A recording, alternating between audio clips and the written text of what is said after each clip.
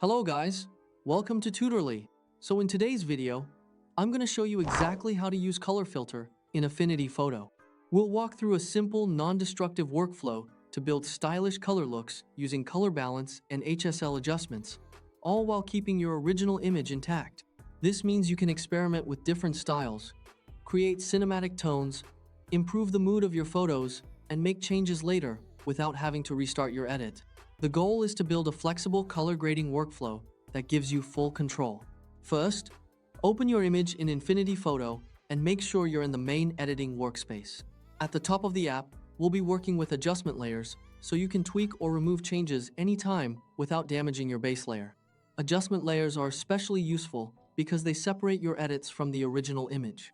This gives you the freedom to test different color styles, compare versions, and make changes even after your first edit is complete. Start by creating your foundational color filter with a color balance adjustment.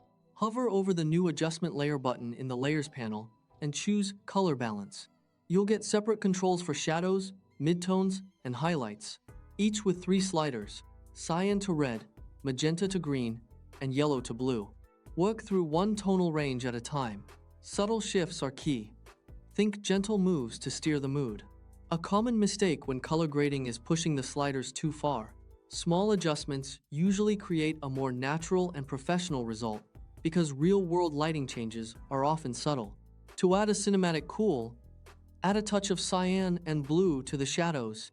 This can create a deeper, more dramatic atmosphere, often used in movies and photography. To warm skin or golden light, nudge red and yellow in the midtones. This can help create a warmer feeling for portraits, travel photos, or sunset scenes. Keep highlight tweaks light to avoid odd color casts in bright areas. Highlights usually contain important details, so extreme changes can quickly make an image look unnatural. Toggle the layer's visibility to compare before and after, and reduce layer opacity if the effect feels too strong. Adjusting opacity is a quick way to control the intensity without losing the overall style you created.